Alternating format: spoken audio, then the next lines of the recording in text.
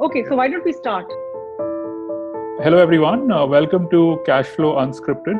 We are a podcast coming to you from India with topical insights from leaders of the Indian business and finance community. My name is Ankur Bhagiria. I am the founder of Cashflow, and I have with me today Mrs. Anjali Bansal. For those who don't know Anjali, she is the founder of Avana Capital and the chairperson of the Investment Council at Niti Aayog. She also serves on the board of several large companies across sectors, including likes of Tata Power, Siemens, Delivery, and Bata. Anjali has had an illustrious career so far. She was previously the non-executive chairperson at Dena Bank, partner at MD at TPG Capital. Anjali also founded and led Spencer Stuart India practice and was a management consultant with McKinsey before that. And we're privileged to have her on board as an investor at Cashflow. Now, I've had the privilege of interacting with Anjali several times in the past, and it has always been a great learning, listening to her insights on a variety of topics. And I'm very excited to have her here as our guest on Cashflow Unscripted. Anjali, would you like to say hello to our listeners and share a few words about yourself and what's keeping you busy these days? Thank you, Ankur, for that very kind introduction. Hello, listeners to Cashflow's podcast series. It is my pleasure to be here with all of you and with Ankur and have a discussion this afternoon on supply chains and financing and what the world could look like post this COVID pandemic lockdown. Ankur, you asked an interesting question. How is one spending time these days? I think it seems that time has really sped up since the lockdown. Everyone I know, including myself, we seem to be working longer hours. And this work from home is absolutely back to back and very, very efficient and productive to the extent where days are starting to blur together. But at the same time, I think we are finding so much more innovation and creativity emerging out of this crisis. One observation I have, actually, it's a positive one, is the collaboration and the coming together of various stakeholders in our economy has been absolutely unprecedented. Whether it is government and industry, government and startups, startups and large industry, and all of the above with our social sector. So trying to find innovative solutions for healthcare, for keeping business running, for maintaining continuity of supply chain for essentials. And last, but most importantly, the care and the thought that has gone from all segments of the economy, large companies, individuals, as well as startups, to finding solutions and reaching out to some of the most vulnerable segments of our society, whether it is through meal camps, distribution of food packets, providing healthcare services and outreach to stranded people, to migrant labor, to daily wages. I think all of this gives me a sense of optimism that while we are in an absolutely unprecedented global human and economic crisis, some solutions will emerge. Thanks, Anjali. I think that's very well put. I think these are absolutely unprecedented times, which will give rise to business models and models of operations which were previously unheard of and unimagined. And you mentioned a very interesting thing, and I noticed that you sit at a very interesting vantage point, working closely with government, with industry, and of course, being clued into the banking sphere. Uh, so, from your vantage point, what is your outlook towards the economy over the next 12 months? I know it's a question that will not have a very precise answer, and I don't expect that. But where do you? How long do you think this pain will last, and how do you see this economy coming out of it? So unfortunately, Ankur, there's no clear answers that I can see. And this is a discussion, as you can imagine, happens all the time in various forums.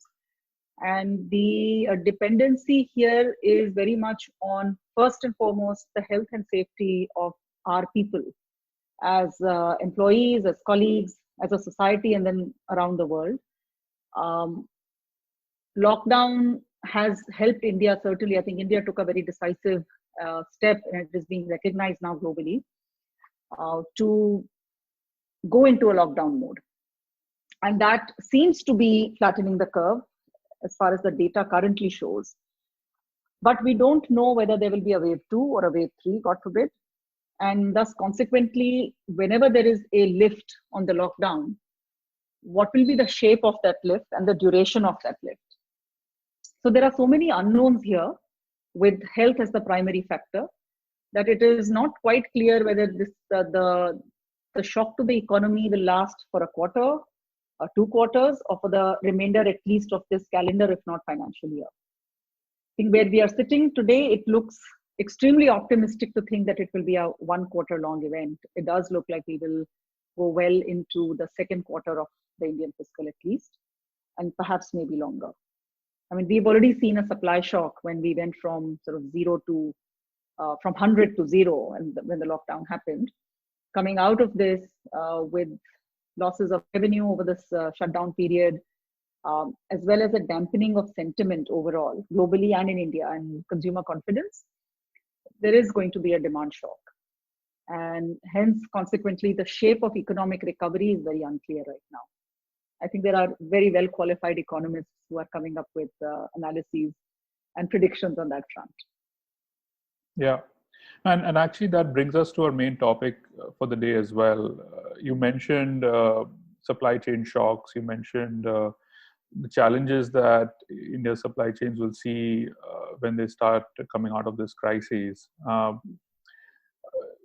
Given the uncertainty that exists currently and that is bound to exist in the coming months as well, and you sit on several boards of large corporates, what we understand, every company is currently thinking about cash conservation.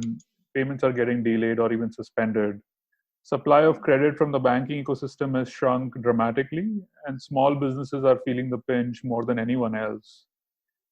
How are you seeing corporates, think about this for their own suppliers, their supply chains? What's the thinking that's evolving on that front? So corporates, the large, responsible, good citizen corporates are actually quite concerned about their vendors and supply chains as well. So listen, this was a much required lockdown. And so it is less about the lockdown per se, but what happens after. And while we have seen a lot of some action, at least, where companies have delayed payments or invoked force majeure to indefinitely suspend payments, I think a lot of the larger companies are in active discussion with their regular suppliers and their dealers as well on the distribution side, from a spirit of partnership rather than invoking contracts. I think there is a sense of we are all in this together. Beyond the health crisis, this is an economic crisis. And I'm seeing that there are some support mechanisms being put in place with companies that are reaching out to their partners on both sides, both on the supply side as well as the distribution side. But going forward with liquidity at a premium and the cost of capital likely to, in some ways from a risk point of view, increase for all segments, but disproportionately increase for some of the MSME players that tend to be more in the supply chain side. I think the borrowing cost or the cost of liquidity and capital will go up for MSME. Yeah. And when it comes to cash conservation, and you mentioned, the conversation that corporates are having both on the dealer side as well as supplier side, liquidity, of course, will come at a premium. Is there any thinking around how corporates can, work with financiers to potentially infuse liquidity in their supply chains? How are they viewing, this dynamic going forward? Because from what we understand, previously, the corporates would have set payment terms with their suppliers, let's say, a 30-day payment term. And then, on the due date, the corporate would release that payment or potentially sometimes even delay that payment to, by a few days.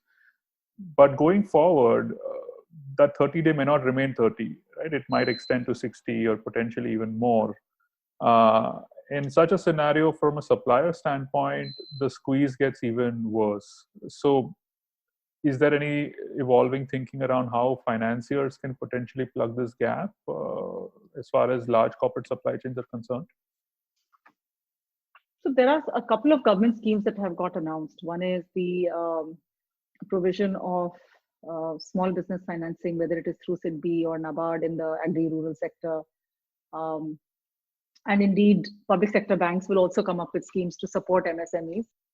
I see this being very much top of agenda in the policy circles, support for MSMEs, because there is a recognition that MSMEs really are the sort of heart and blood of the Indian economy.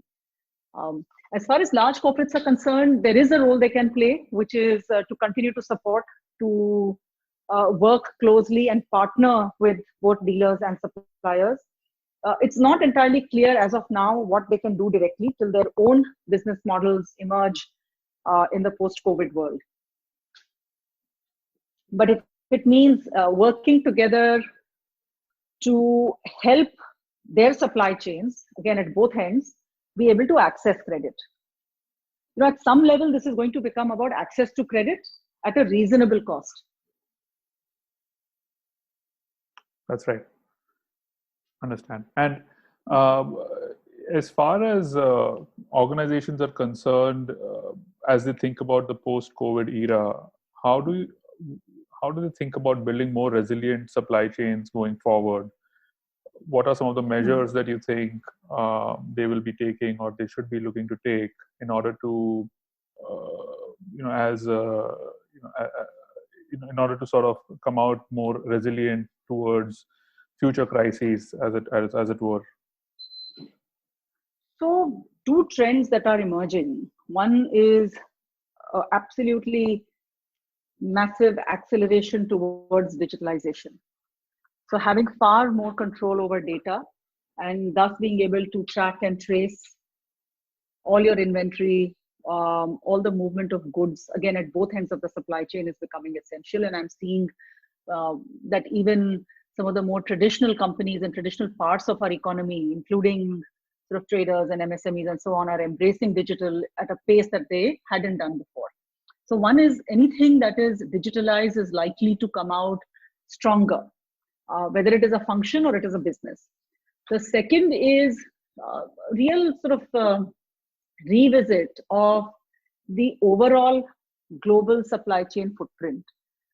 So over the last 2-3 decades, there has been a shift and a really significant move to lean manufacturing, lean inventory, globally distributed supply chains, lowest cost manufacturing, and so on.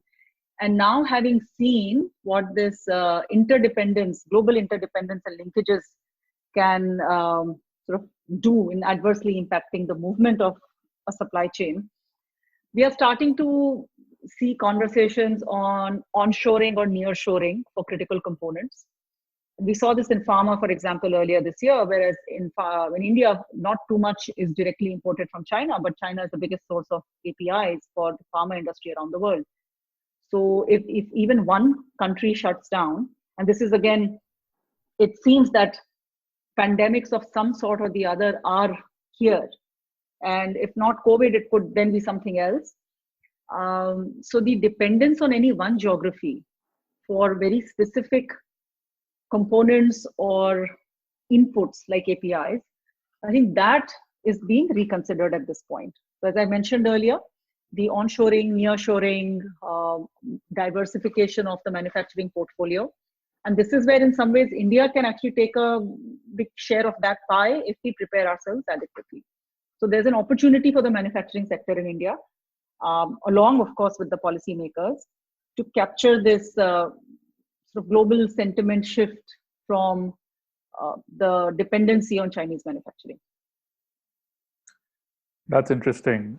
And do you see that shift happening across sectors? Do you see some sectors particularly, doing that a lot more than others? For instance, you mentioned pharma. There's also auto, of course, which has heavy dependence on China. Do you see that trend sort of playing out across sectors? Oh, very much across sectors. In fact, I mentioned pharma because pharma is not a direct dependence, but indirect, and even that is being now thought about. So certainly in engineering, consumer durables, in auto, where there is a very significant part of the supply chain that is linked into critical components coming from China. It could even be, as I mentioned, consumer electronics for that matter. So there actually the linkage is even more direct. For sure, see, there are so many things that are would have been hard to believe even 3 months ago. Who would have thought that oil would go negative, for example? We don't know how the foreign exchange curve will play out. But to your point, yes, currency is shifting in a certain direction. So how do we take advantage of that? There is a global sentiment shift away from manufacturing or dependence on Chinese capital or Chinese manufacturing, including in India now. And we are hearing things from the US and Europe all the time. So it is a complex set of variables here. Not all of that will play in India's favor here, but certainly we should be looking to take advantage of opportunities, particularly when it comes to manufacturing. Right. And sort of building on from that, what do you think should be the key imperatives for both finance and procurement leaders in navigating supply chain risk in this post-COVID era? You mentioned sort of insourcing a bit and maybe moving some of the supply chains back to India. Beyond that, do you have suggestions or do you see certain imperatives emerge for both finance and procurement leaders? So one of the things, Ankur, that will emerge from here is whenever we thought about enterprise risk, we used to think about foreign exchange, financial interest rates, ops, and then more recently cyber. Supply chain never quite featured on the list of high up on the list of risks. Going forward, I think for supply chain leaders and finance leaders, first they will have to work very, very closely together, even more closely together. And supply chain will become much higher on the risk agenda of companies and their boards. So reliance on any particular location, any particular vendor, I think will be reconsidered now. And at the very least, this will be a part of all risk discussions. So how should they manage risk? One is for supply chain leaders, this is a good time to really step up and play an even more visible, important role in their company's leadership team and as a strategic partner to business. So not an enabler only, but a very much a strategic partner and a large part of the enterprise risk. Right. And for finance leaders in the company to work with supply chain to see what are the financial tools that supply chain needs, including, by the way, if we go into at least a period of time when there is less of a shift on low cost manufacturing, less of a focus, and we start shifting towards maybe, let's say, more inventory so that you are reducing your risk, that has an immediate effect on working capital for companies. So clearly supply chain and finance will have to work even more closely together.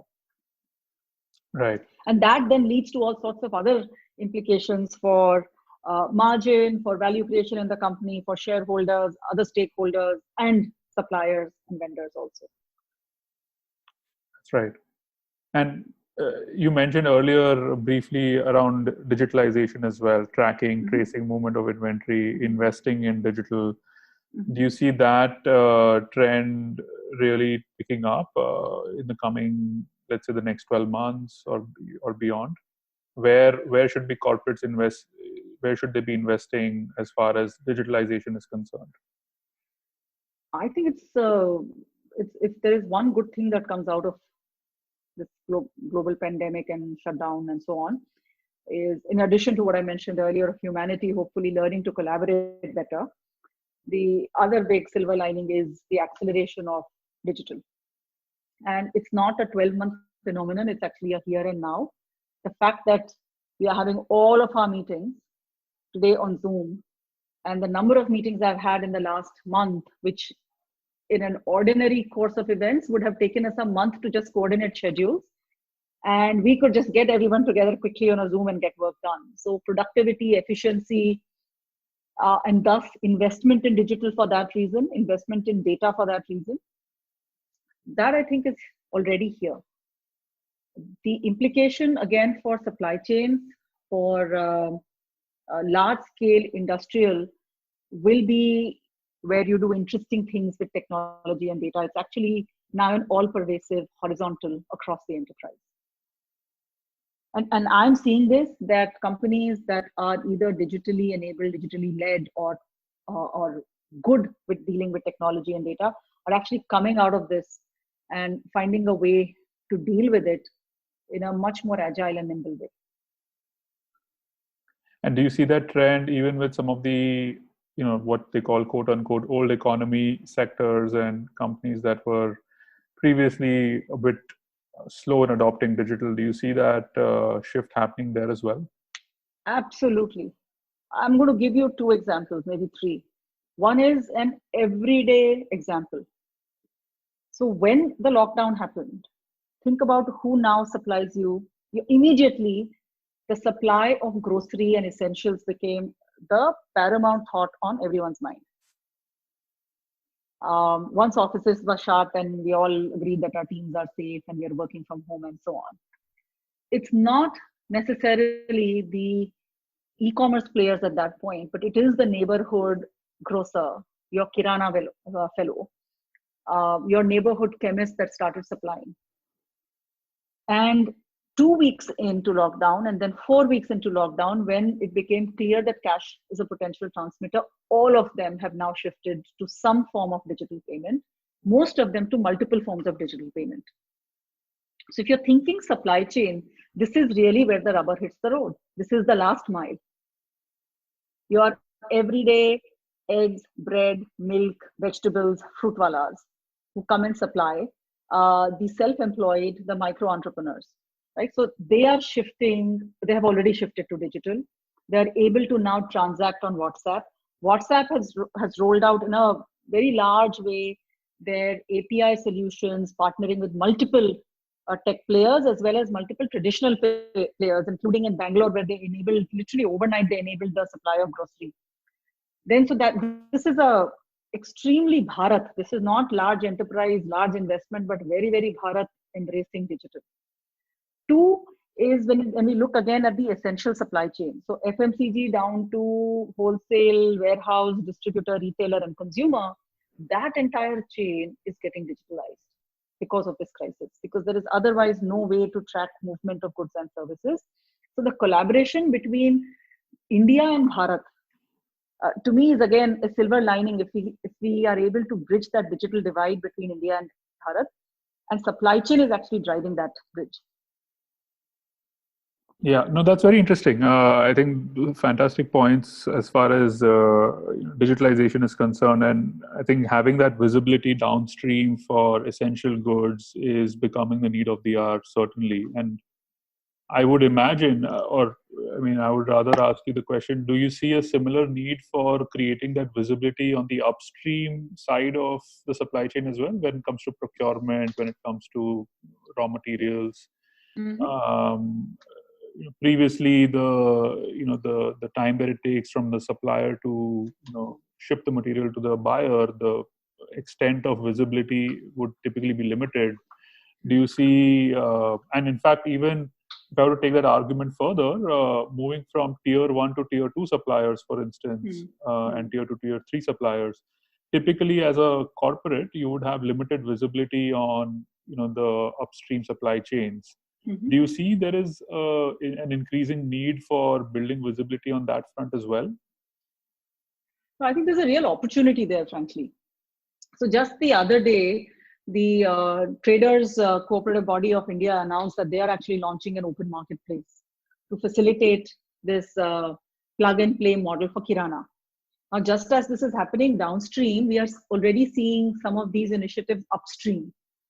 So particularly in agri and from farm, the sourcing, whether it is, FPOs like Kamatan or Waycool and Ninja Cart and so on, who have stepped in to do digital procurement and digital delivery of raw material and supply chain to factories and for FMCG. So during the period of lockdown, given the focus on essentials some of the low-hanging fruit on moving up the digital curve, we are already starting to see.